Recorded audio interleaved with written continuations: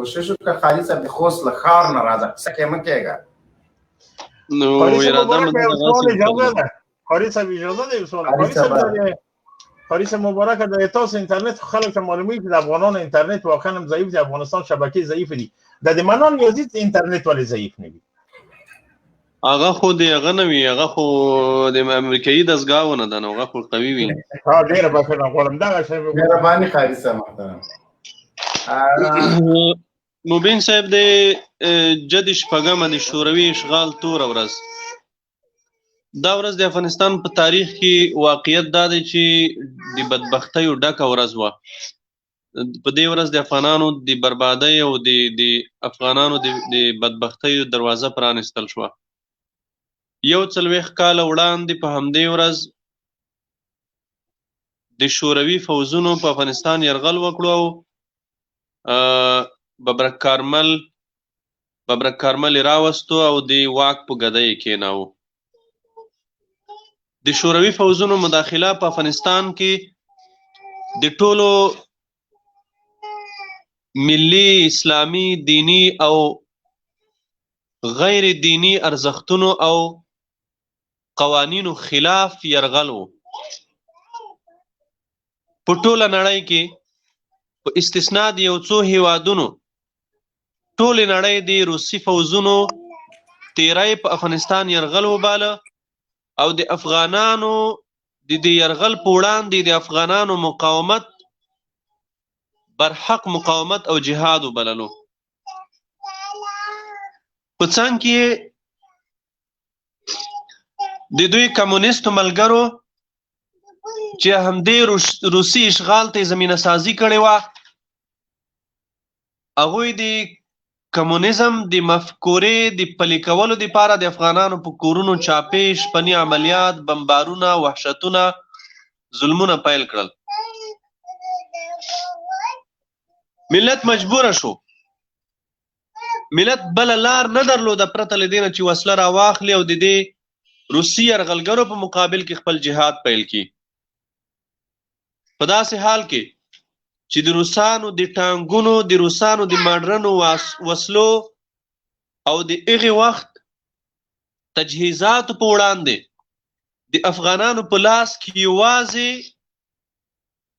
یوازې موږ خواته مبین صاحب بوړی توپک ویتیلی کېدل. نه پوهېږم چې تاسې به څه ورته ویل.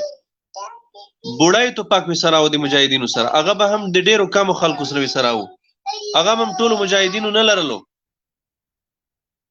ملت راپورته شو، د دې خلکو په مقابل کې جهاد پیل کړو.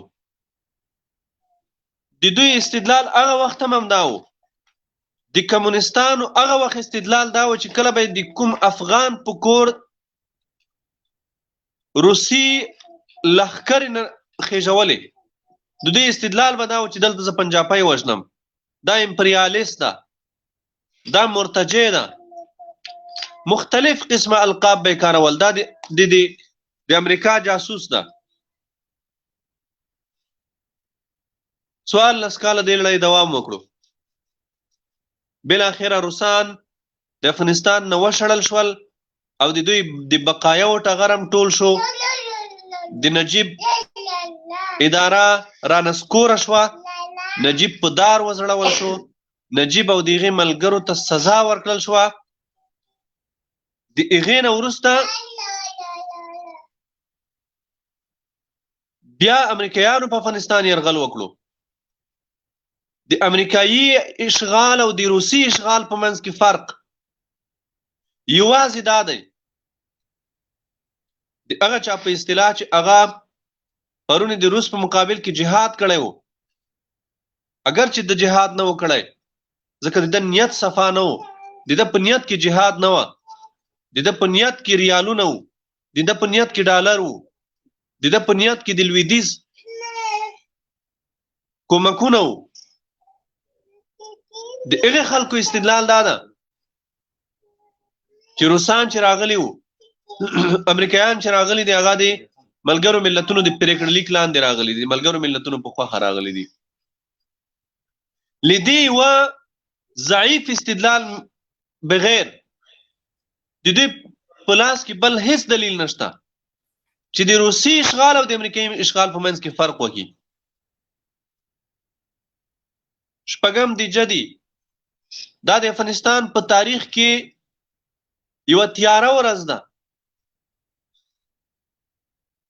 راتلونکي نسلونه به هم دا ورځ د یوې تورې ورځې په توګه لمانځي او موږ خپل نوي نسل ته ور یادوو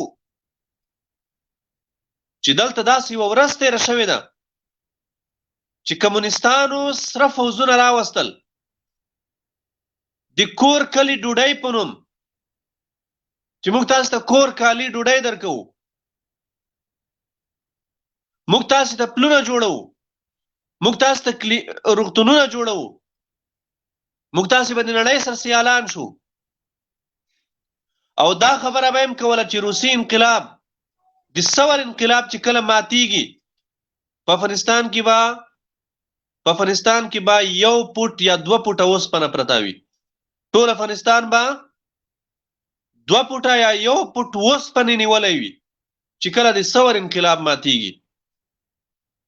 خو الله تعالی هغه ذات نه چې د دغې بدماشانو نه مخکې هم ډېر کفار د ضعیفو خلکو په لاسونو مات کړي دي. فرعون یو لوی بدماش و. الله تعالی فرعون د موسی علیه السلام په لاس مات کړو. موسی علیه السلام ته به دوی ډېر په سپکه کتل، بني اسرائیلو ته به دوی ډېر په سپکه کتل، خو الله هغه لوی بدماش د موسی علیه السلام په لاس مات کړو. داسې دغه مغرور، دغه مستکبره روسان او د دوی مست خمار نشه په شرابو په کبابو مست کمونستان هغه ډېر په غرور کې و، ډېر په نشه کې و. الله تعالی د دې مظلوم بیچاره ولس په لاس مات کړل. د امریکایي اشغال او د روسي اشغال په منځ کې فرق نشته. یوازې فرق دا ده چې روسان یوازې و د افغانستان د اشغال دپاره، امریکایانو د افغانستان د اشغال دپاره د ځان سره ناټو هم راوسته، نور هیوادونه یې هم راټول کړل او په افغانستان یرغل وکړو. خو هغه وحشتونه، هغه ظلمونه چې اشغالګرو امریکایانو او د دوی ملیشو وکول هغه په تیر کې روسانو نه دي کړي.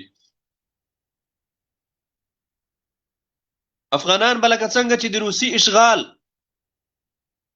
ورځ د یوې تورې ورځې په توګه لمانځي، همداسې به د امریکایي اشغال ورځ هم د یوې تورې ورځې په توګه لمانځي. لکه څنګه چې د روسي اشغال مزدورانو سره د ملت څه ډول تعامل کړی و، همداسې به د امریکایي اشغال د مزدورانو سره هم داسې تعامل کیږي. داسې غږونه هم نن سبا اورېدل کیږي